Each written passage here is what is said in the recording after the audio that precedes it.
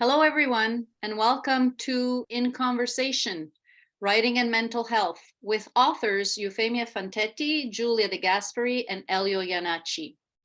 This event is organized by Accenti Magazine in collaboration with the Association of Italian Canadian Writers, the AICW, with the financial support of the Canada Council for the Arts via the Writers' Union of Canada. My name is Licia Canton, founding editor of Accenti Magazine and past president of the Association of Italian Canadian Writers. Before we begin this very important conversation, I'd like to invite Eufemia Fantetti to the microphone.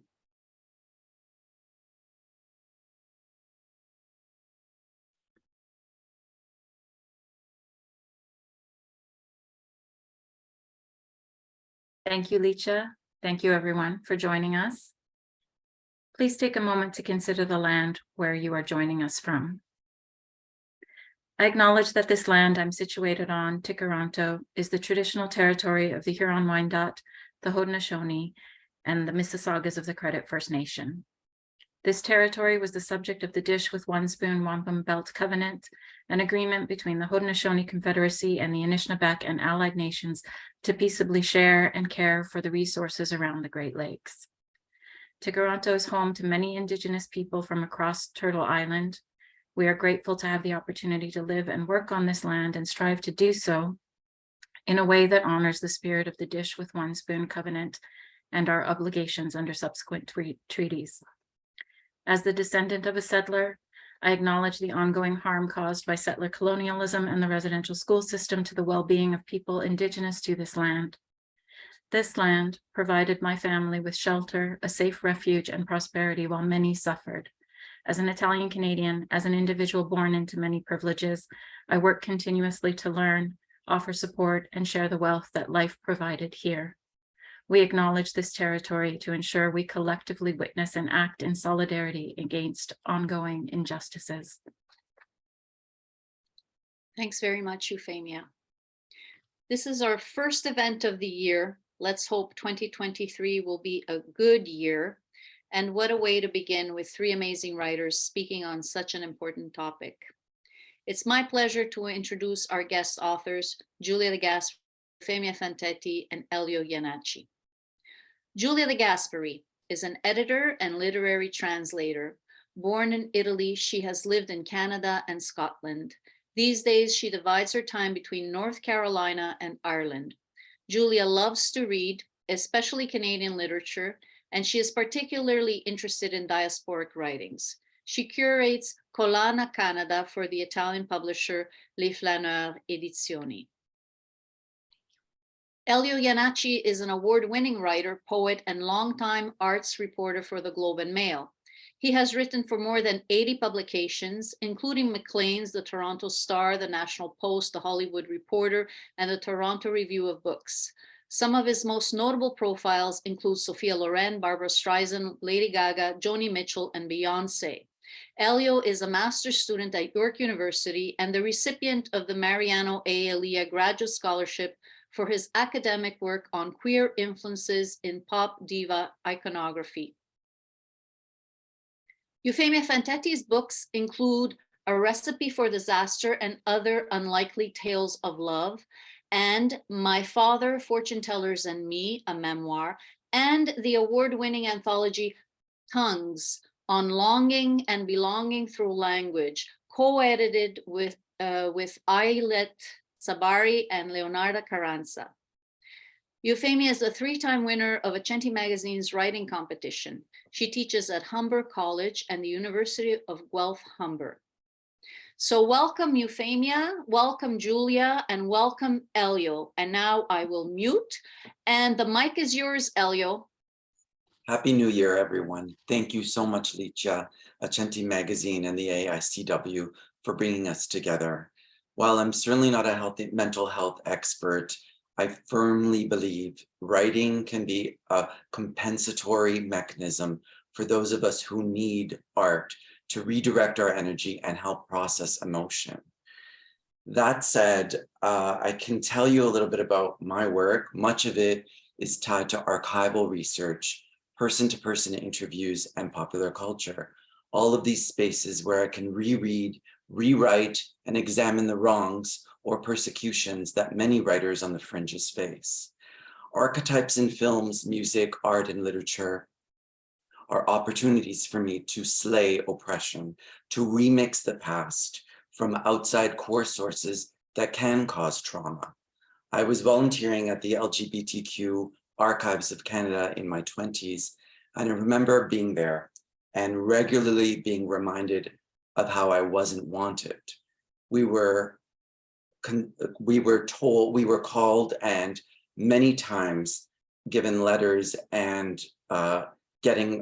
indicating that there would be bomb threats within the archive, because a lot of people who were from the right-wing conservative sort of mindset wanted queer history and queer literature obliterated.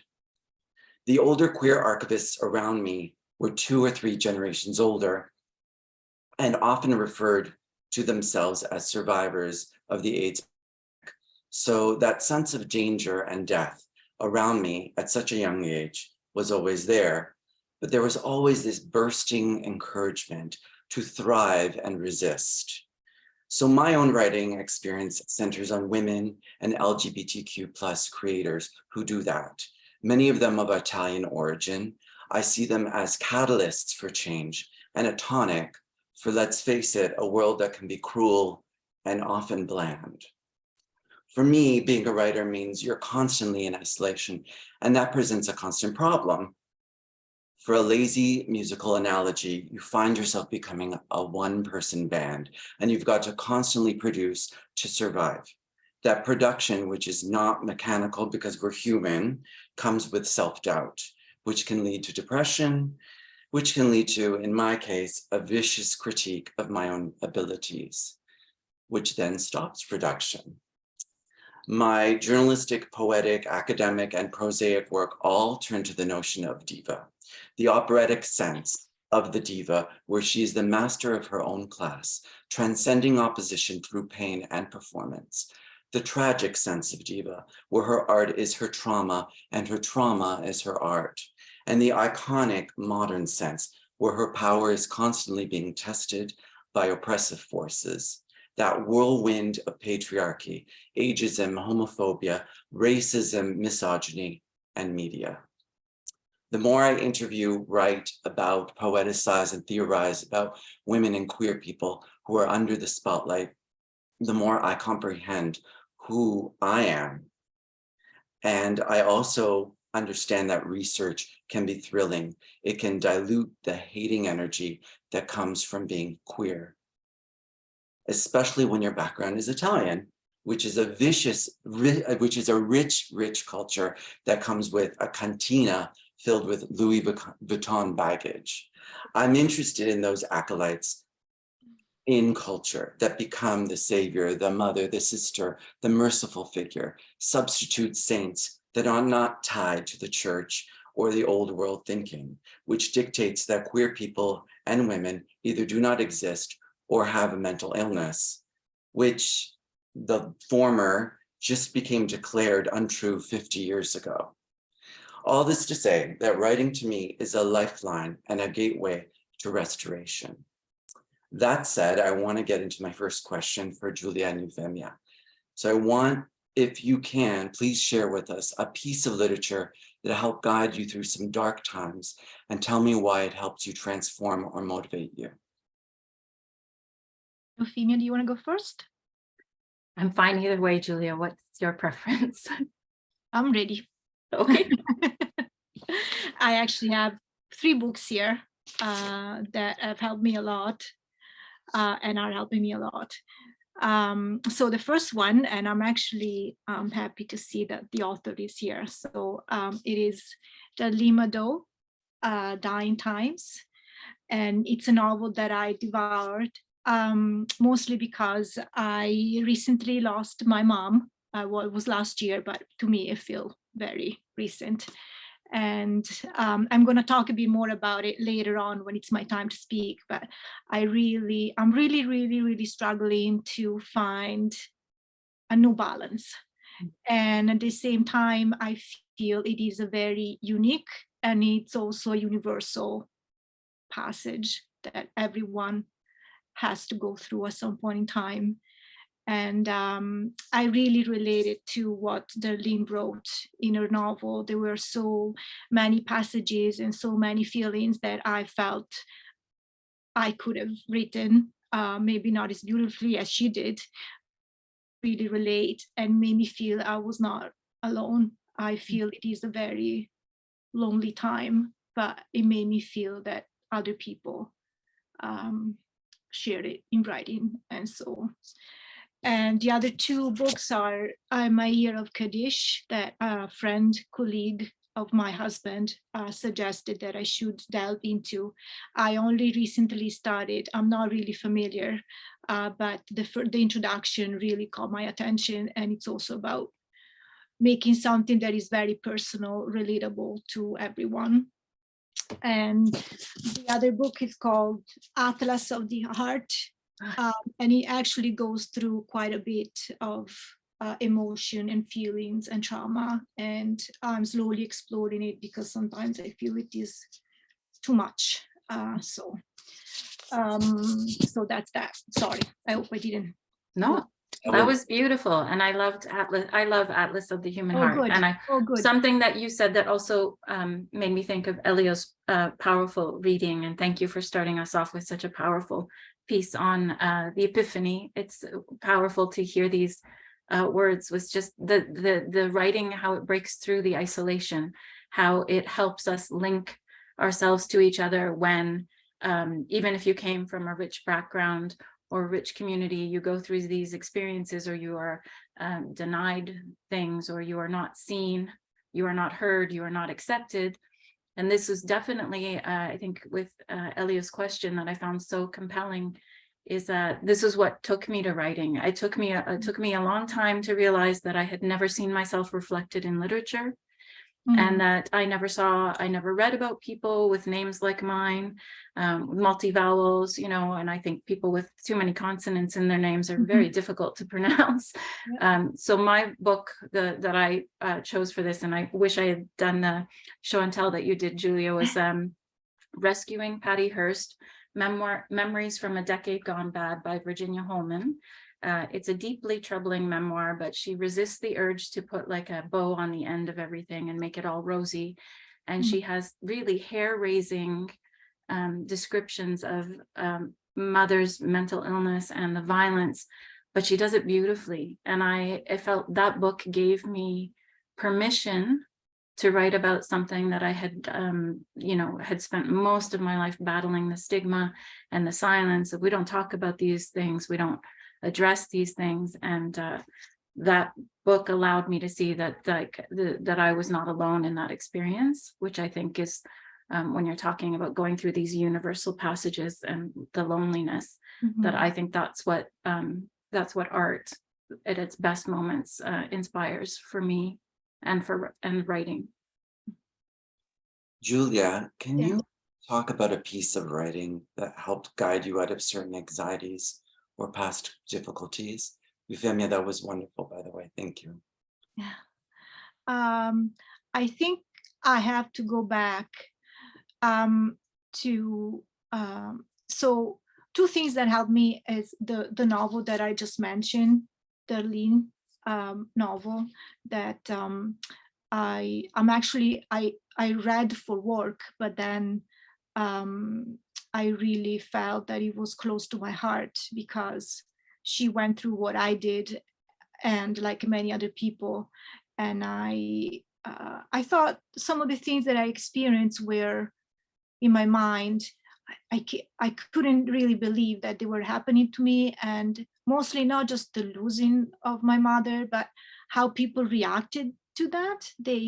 Some people showed the worst of themselves by turning something that wasn't supposed to be about them into something that was about them.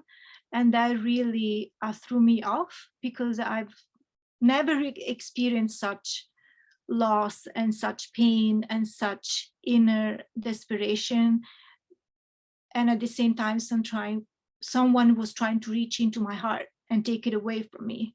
So when I read in her novel that she also went through that, I felt, well, so then it's not that uncommon that some people try to really make it all about themselves when it isn't, and it shouldn't be.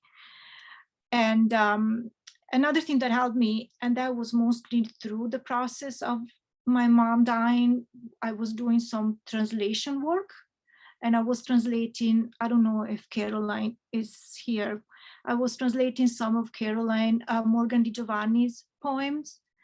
And I think that really helped me normalize what was going through my mind, something very normal for me, which is working with other people's words, that made me grounded, because it was very difficult. And so those are the two works that helped me. It's wonderful how translating helped you sort of get through other people's work, helped you get through some difficult times. Eufemia, what about you? What has there been something that you've written particularly that has sort of been therapeutic? I don't like using that word often, but I don't know what other word I could, or maybe something that was a salve. I think, no, that's a perfect word. Oh, salve is good. Or it's cathartic, I think, the process of turning that chaos into something that giving it that creative outlet, which I think is also calls back to what you started us off with so importantly. So one of the first pieces of writing I had published was an essay called Alphabet Autobiographica, which Giulia actually translated into Italian, and I gave back to my father to read without processing the information that I had put into that essay. And then he said to me, you put my medication, you put the fact that I took medication in there. And I had been referencing the content warning. I had been referencing his attempt to take his own life. And I hadn't thought about the process of sharing that information, because I write in a language he doesn't read in. And then suddenly he was reading it and saying, oh, she's actually sharing very private stuff. And it was important for me because the essay was written in a fragmented style, which is the way my brain works. And it was a breakthrough for my writing. And when I had that experience of being able to give it to my father in Italian, thanks to Giulia, and then having him come back to me, it was also a watershed moment in our relationship, because I said to him, I won't, if this is upsetting, I won't write about us ever again. I'm really sorry. Because it hadn't even occurred to me. I just was like, oh, look, you can finally read something that I wrote. And he said, no, I give you permission. It's important people know these stories. And yeah, that meant so much. And it allowed me to continue telling, stories that, because I write so much nonfiction, I'm really breaking other people's privacy constantly. And I have to walk this fine line of making amends, I think, for that, because nobody wants to have their private turmoil revealed, nobody. But it's part of what I write about. That dovetails nicely into the next question, actually. I'm wondering how the actual act of writing has helped you deal with, or has it, and I'm not sure if it has or not, has helped you deal with oppression. Giulia, maybe you can think about that. Yeah. Well, I don't know if oppression is the word I would use, but so I've been dealing with two separate things. One is the loss of my mom, and the other one is I was diagnosed 2 years ago after 8 years of an array of symptoms with small fiber neuropathy. And I don't think what I'm going through is oppression, but what I feel most of the time is that people see me as standing and functioning, and they do not believe that I am unwell, that I am sick, that there are days where if I could be in bed all day, I would. And this comes not only from everyday people, but sometimes from medical doctors and nurses that are supposed there to help you and try to figure it out, because small fiber neuropathy is quite a trick to assess and also to find the cause of, because it's only a symptoms of something bigger most of the time. So after the disbelief of people not believing me, I'm trying to find, and I couldn't relate to a lot of people. So there's like forums online of people that are going through the same things, but they are support groups, but they're not really support groups. People are there to look for answers. They want to be diagnosed. They want to be told what to take to feel better. So that is more overwhelming to me than helpful to me. So I am actually starting, I started on January the 1st to write a diary for this year that I'd like to give to the world, and the title will be "But You Don't Look Sick," because I am sick, even if I don't look sick, because I think it's important to talk about illnesses that are not visible and that make your life really not very good. That's exciting, Giulia. Scary a little bit, but I'm doing my best. It would be nice to find kindred spirits out there that can relate and truly help and support and make you feel that you are not. Yes, I think like that's addressing the oppression that Elio asks in his question so well. I wasn't immediately. sure oppression was the word. It is, because our voices, like he said in his first reading, our voices haven't been heard, or they've been denied, or they've been suppressed or oppressed. So for me, I think, my grandparents, only one set of grandparents knew how to read and write. Before that, like, they weren't given those opportunities. Poverty was rampant. And I have a lot of feelings about this, about people with power not educating their population, so that we can still see the issues that come up even now in Italy with population that is it wasn't a focus. Education and education for women wasn't a focus. I was just really fortunate to have a father like mine who believed in it. So that's how I address it in my writing, is the fact that I come from so many women who weren't given the opportunity to learn how to read and write, who weren't given the opportunity to express themselves. And that is one way I make my peace, is that if I share my truth, and if I share these difficult truths, then that is my truth is my truth, and I can share it with the world. It's not that I'm sharing it for any greater purpose, but I am grateful to have that opportunity that was denied many generations before me. That's true. Yeah.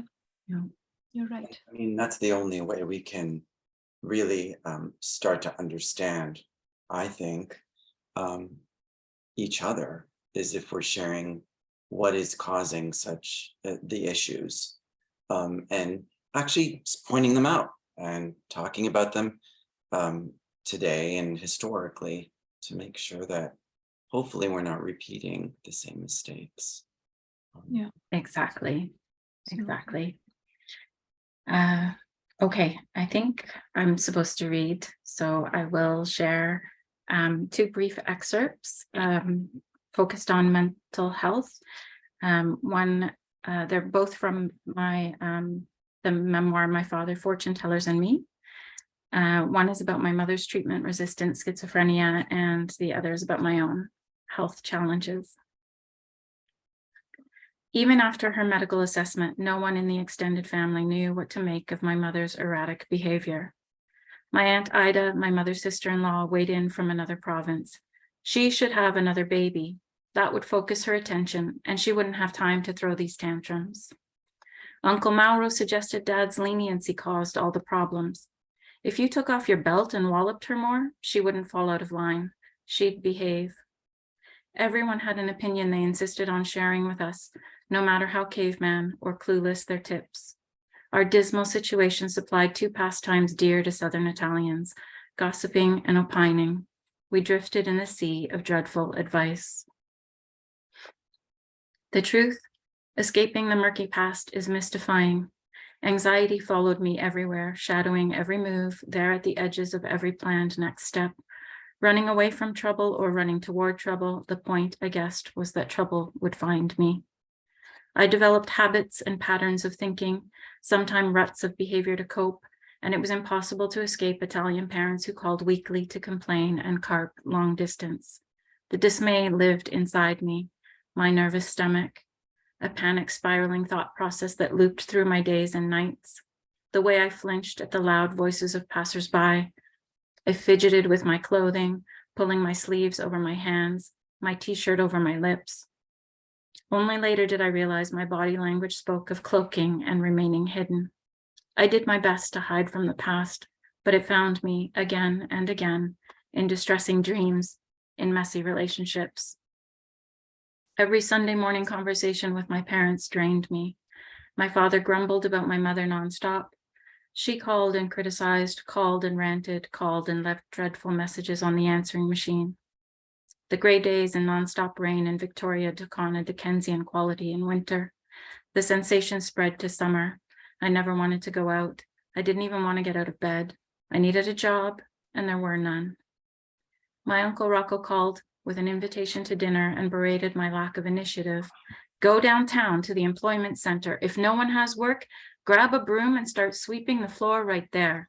They'll see you're serious about finding work. You better not stay inside. It's no good living like this. You need to keep busy. It didn't help that the local paper published a cover story stating that there were hundreds of positions and not enough students to fill them. My uncle had read the article. What's the matter with you? I don't know. I don't have any energy. All my muscles ache all the time, even when I just get up in the morning. Eufemia, I'm telling you something very important. You better listen. There is nothing wrong with you. You need a job, okay?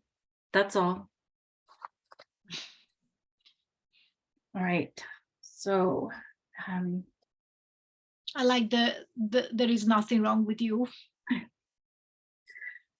That wasn't always the position he took, but it was the position that at that time when I needed some compassion. There never seems to be anything wrong with us. It's Yes, all up here. But then the question was always, what's the matter with you? What's wrong with you? So a question I have for you and for Elio, what are considerations or concerns you have? You've mentioned you started this diary, so maybe you want to continue and then Elio can talk what considerations you have around writing about mental health. Mm-hmm. So my main concern is, well, a practical one, which is to document what I go through that could be helpful to other people to kind of not feel alone through this.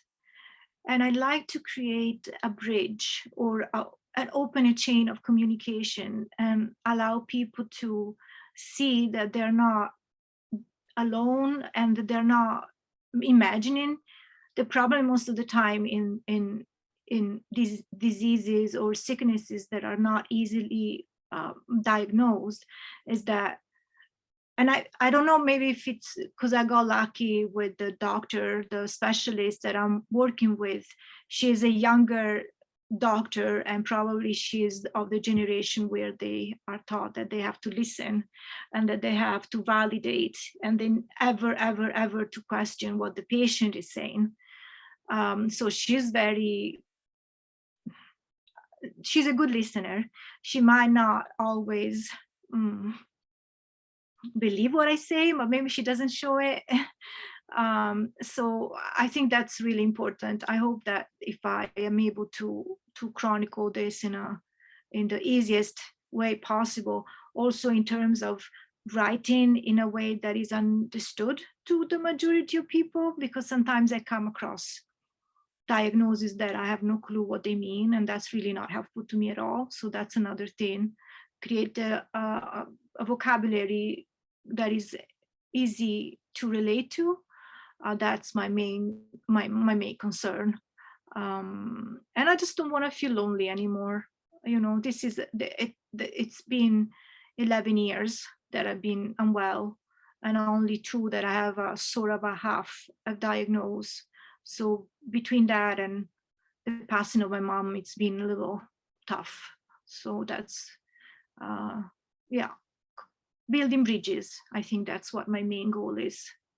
Yeah, that sounds like a challenging time, but also a lofty and doable goal. Like, I hope so.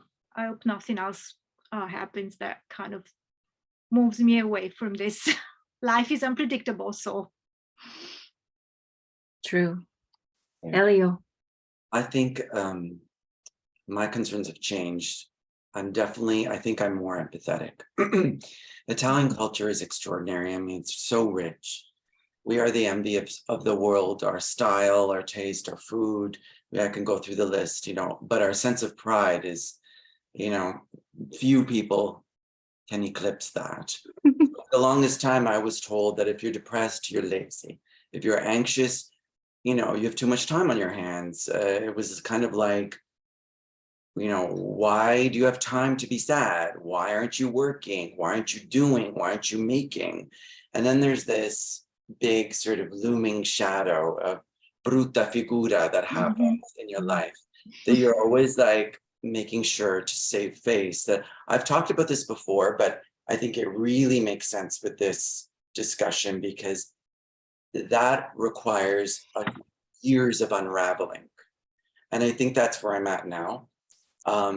With my own writing, my personal concern is sort of similar, because, I do write about the lifespan of a career, and a lot of those careers are from women, and the psychological highs and lows of saving face all the time to a public, then sort of being called a wash up, or, having to go through this comeback process to save yourself again, I think is very similar to what Italians go through when they're sort of living this sort of unattainable bella figura life.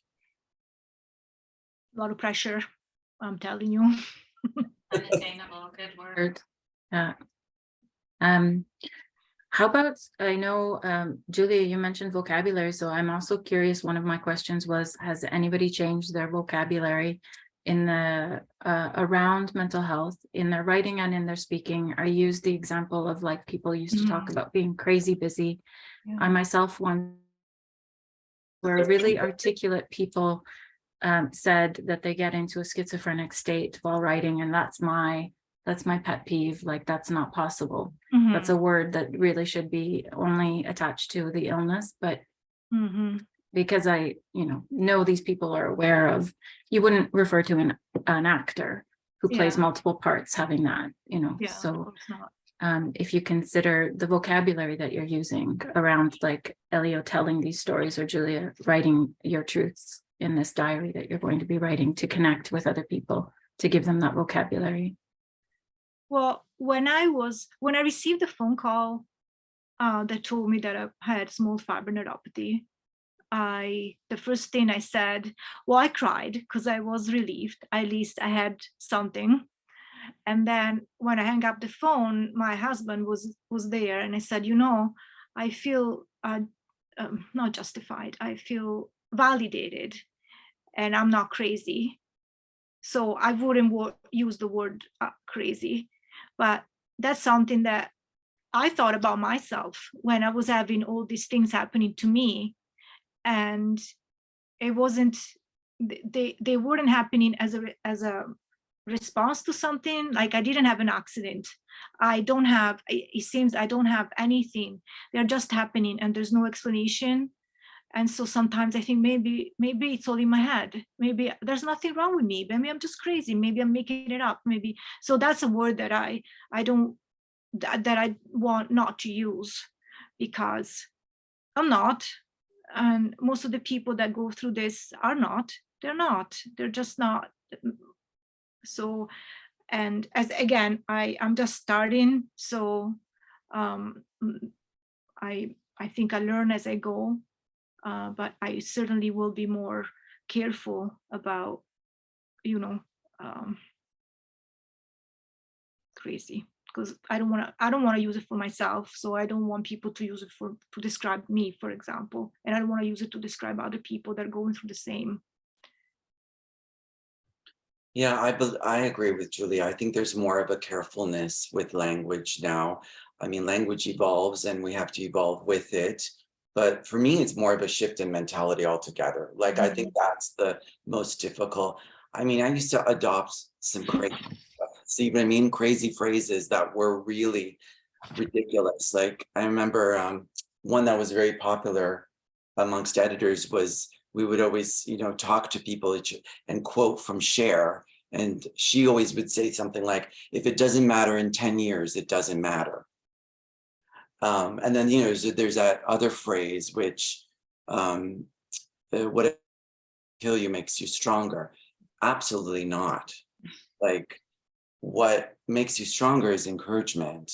Absolutely. Stronger is allegiance, associations with positivity and positive people. Not always positive. I mean, it can be complex. We don't have to be Hallmark cards, but most definitely, I think there's a shift in the way I'm looking at things, and the language comes with that shift.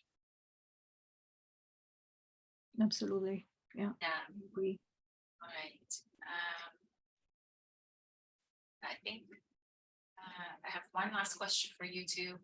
Is there anything you consider irresponsible or taboo in writing about mental health?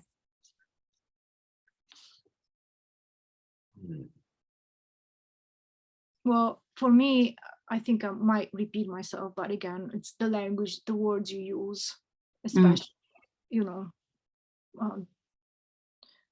because they can be triggering, they can be wrong, they can be offensive, they can be inaccurate. So, yeah. I think it differs with different people and different types of writing. All characters require, I believe, for me, a humanity to them. So bringing them from the first dimension to the third dimension it's tough, but it's something that requires empathy and research for me. If I catch myself writing in a way that gets too cliche or stereotypical or cartoony, depending on what the piece is, of course, I rein it in, because if that's not my intention, I just feel like as soon as your brain says that's tacky language, that's backward language, what are you doing? Trust your heart and your brain a little bit, because they're really great editors. And if you can't trust yourself, please, for the love of everyone, send it to somebody you do trust so they can read it. And it's not about the fear of getting canceled. It's really about, it should be striving towards a personal excellence. Absolutely. Yeah. Wonderful. You both answered these questions beautifully. Julia, can I invite you to read your piece? Absolutely. I think so. As Licia said, when she introduced me and read my bio, I mostly read and work with other people's words. I don't really necessarily think of myself as a writer, but because of when my mom passed, I was overcome with inspiration to write poetry. And it's been a long time in the making, because they come in 3 different languages, and sometimes it's hard for me to say, and also come at the weirdest time. Like sometimes I'm lazy, I don't get up. So I wrote a couple of poems, and I'd like to read to you the very last one of this short collection for my mom. Is going to be called The Power of Loss. And the very last poem is going to be Your Last Gift to Me. And I realize what my mom has taught me when she passed away. And it came in English, strange enough. You left me too soon. Your last gift to me was free me of fears. Nothing can be worse than losing you. Nothing can't be fixed. Nothing can be undone but death. I smile. I don't know how to live without you, but I know now how to live with no fear. Your last gift to me. And that was for my mama. I miss her. So, and then one last, I started to, sometimes when I get upset about my disease and people that don't think it exists, it's a little bit like Lyme disease. A few years ago, nobody believed it was a thing, and now it is a thing. So hopefully small fiber neuropathy is more of a thing. So I was angry with the disease and I wrote it a poem. You let me stand. It's called SFN, so small fiber neuropathy. You let me stand, rising, burning, crawling insects beneath the skin, up my leg. You exist, common, but undiagnosed. Little disc of skin, making a difference in my life. Unseen you are, but you do exist. And that's that. And now I'm going to ask my questions to Elio and Eufemia. So my first question to you is, how do you motivate yourself when you're going through a rough patch and perhaps question the validity or importance of your contributions? Eufemia. Thank you, Julia. First, I want to say that poem about your mother is so moving. Thank you for sharing it. And it was very powerful, as I saw some people noted in the chat. Thank you.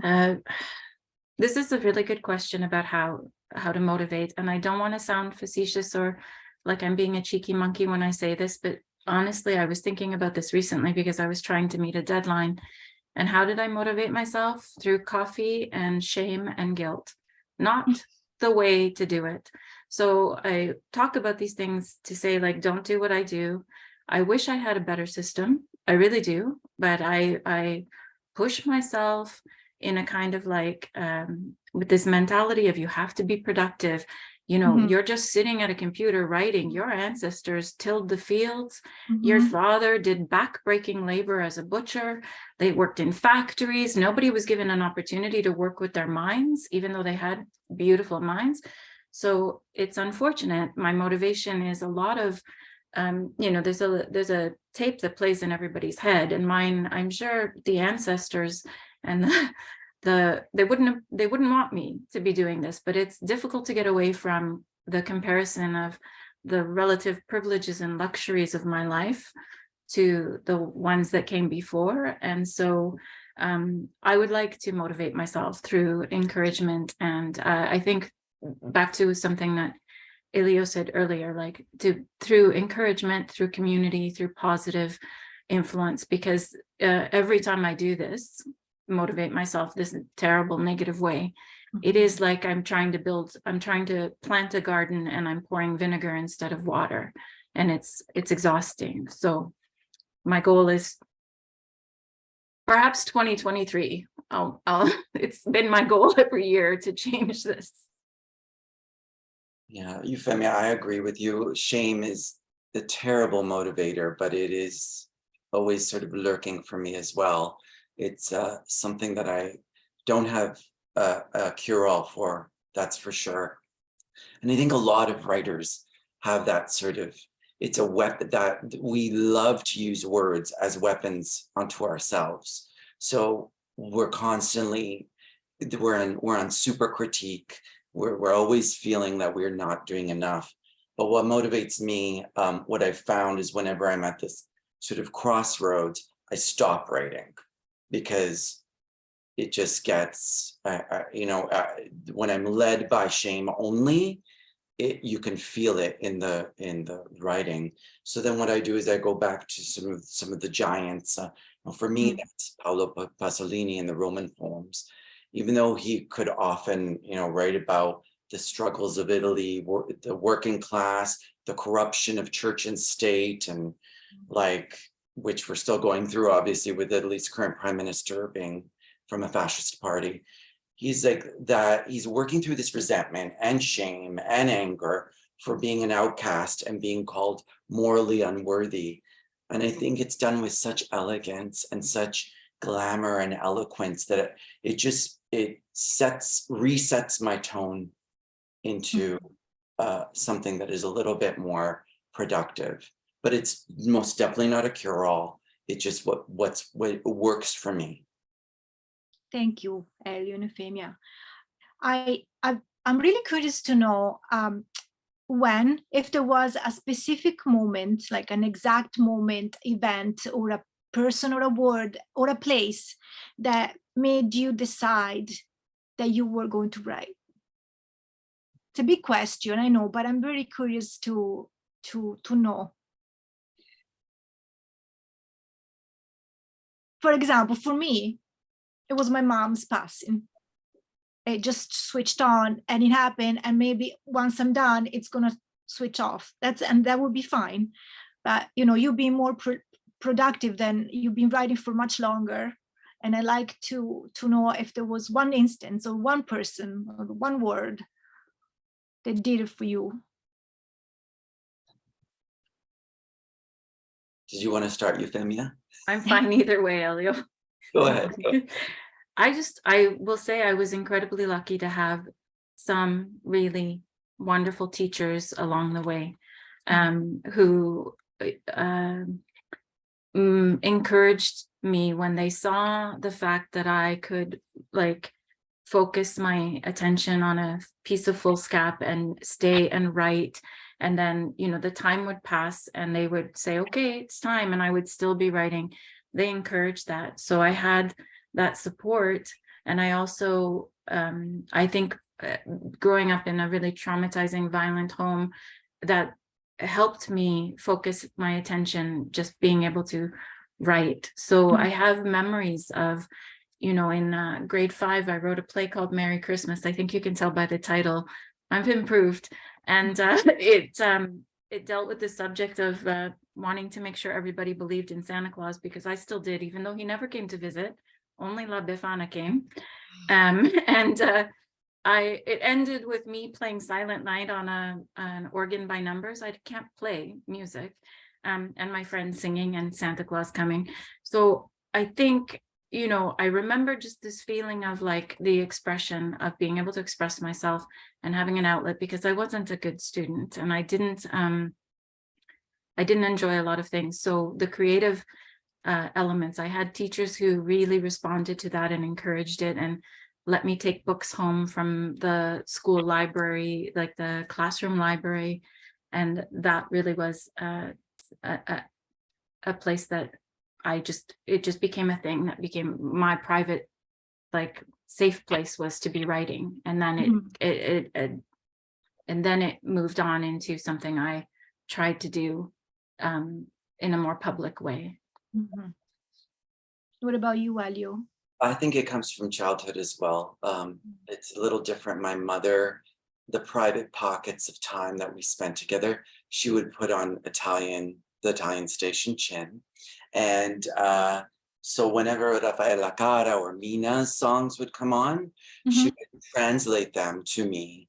And I grew up with this drama, it was high, extreme dramas of joy from Raffaella Cara and misery from Mina. And so I was sort of so excited by that. And I thought about it, I had to replicate this. But it wasn't until grade 4, like Eufemia, that I had this magnificent teacher named Maria Fata, literally my fairy. And I hope somebody knows her. Please tell her if you know her, but she is incredible. So she was very smart, because a lot of the books in our, library, they're highly unglamorous. I wasn't interested in them. They were textbook style, right? So I was just like, oh no, that's not going to work for me. So what I would do is go to the magazine section, and she said, yes, you can do your book report, not on a book, but instead you have to do 6 magazines, and 5 comic books. And that equals more reading than the small books. And so I started developing this voracious reading appetite, but then I started writing because I was so excited about what I saw. But at the end of the day, I have to tell you, it's Italian life, because that drama, which we cannot avoid, we have to figure out how to embrace and decode what we're experiencing, or at least for me, or else I would have burst. Like, it was a lot. So I think writing came from that sense of extreme. Thank you. And one last question from me is, if you could name one thing that you would hope that your readers take away from your writing, what would that be? One thing, only one. Which one would you choose? For me, it was building a bridge. What about you, Eufemia? I love that building a bridge, that you can create order from chaos. That you can create choice. something beautiful from chaos. Yeah, excellent choice. Yeah. What about you, Elio? I think it's history. There are people that are before me who created greatness, that therefore created me. Mm-hmm. Excellent choice. Thank you. You're welcome. These were great questions. Thank you to both. Yes. Yes, thank you, both of you. All right, I guess I don't know if there's any questions in the chat. I was just trying to I'm scroll gonna... through. Does anybody want to ask any question of us? We're here for you. Don't be shy. Otherwise, we can keep on talking. I don't know if I can see. No question. I mean, Lots of encouragement, which is lovely. Yeah, thank you. I'm wondering, maybe this is a question for you too. How does how has your background sort of helped you to either resist or bolstered your writing in a way that is either positive or negative? So my dad was the intellectual, the romantic, the lover, was still alive, lover of books. So I learned how to read, and I learned how to love books from him. Whereas my mom was the practical one, that, to her, she was brought up in that environment, as Eufemia mentioned earlier, where, there were things that needs to be done before you could sit and read. So my mind was always split between these two. So for me, reading and writing for me, my writing is always at the bottom, because it's not necessary, right? It's not going to work if I translate, if I edit, if I evaluate a book. That's work, that's production, that's valuable. But my writing, it doesn't have to happen. It's not going to change anybody's life, not even mine, right? So that's when my mom's thinking comes into my heart. And so that's why I haven't really let go of my writing, because there's a part of her that says, no, you gotta do your chores first. You gotta do the work that pays first, and then if there's time, and of course there's never time, there's very little time. So that's my background. It's a dichotomy that has not found a very good balance yet. So I love this question, Elio. I think I've had both. I think sometimes I'm a little bit too steeped and marinated in the shame and that tone influences my writing a little too much, and I'm aware of it. Like even trying to select a piece to read for today, I felt frustrated. I was like, oh, I've got so many examples of the negative things that people said to us, or the lack of support, or the misunderstandings, and that lives inside of me. But I feel incredibly bolstered by the fact that, I mean, I speak a dialect, and I feel incredibly bolstered by having that second language and an access to another culture, and you know, to have that different rhythm in my brain of stories. So I've, you know, made mistakes with translations, both in English and in Italian, with words that I just assumed they were what they meant. But they end up becoming these almost sometimes happy accidents in prose. And I've had people say to me, like, you have this ear for conversation or dialogue.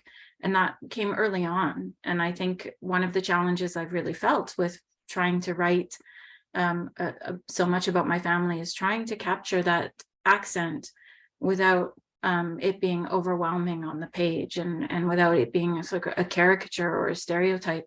And at times it's been really frustrating to be like, oh, I'm still dealing with this, but trying to change the syntax around. And there was this, you know, there's a time when we're going through great difficulties, and I've been feeling this experience recently with the pandemic, with an ailing, very ill parent. And as you said, Julia, these universal passages that we go through, but we know they're going to hit us hard. And sometimes I think, well, I just feel grateful when I get to a good place, if I'm having a good day, I can feel the gratitude that I can spend my time really mithering over a sentence, and that helps me, because otherwise I can really be carried away by those stories, the pains, the old traumas that impose themselves, that live within a person. So Yeah, that's beautifully put. I think we're almost finished. Yeah, it's 4:59. I think we. Yep, Licia should come in. Well, yes, Licia, I'm and right thank here. you, Licia. Hi, Licia. Ciao. thank you so much, Licia. Thank you. I'm right here, and yes, it is almost 6 o'clock, and we're going to close right now. I just want to thank you so much, Giulia, Eufemia, and Elio, for sharing your writing, for sharing your experiences. It's such a beautiful and powerful conversation, a trialogue, really beautiful. I think this needs to be done again, possibly longer. At this point, I want to thank you, of course, our guest authors, and special thanks to the Canada Council for the Arts and the Writers Union of Canada. This event was organized by Accenti Magazine in collaboration with the Association of Italian Canadian Writers, the AICW. Our next event will be on January 17th at 5 p.m. Eastern Time with Christopher Di Rado and Liana Cusmano. I hope you will join us. I want to thank Maria Pia Spadafora for technical assistance today. To find out more about Accenti, go to accenti.ca. I invite you to check out the details of our Festival of the Arts, which will be held in Calabria next June. To find out more about the AICW, go to aicw.ca. There are a number of calls for submissions that you might be interested in, specifically the 40th anniversary anthology and the Queer Italian Canadian anthology. I'd like to thank all of the members of the audience for tuning in. Thank you very much for being here. Thank you for your comments. They will be shared with our guest authors. And I hope to see you soon. Thank you, and buona serata. Thank you. Buona Befana. Thank you. Thank Happy New you. Year. Buon anno. Ciao, ciao.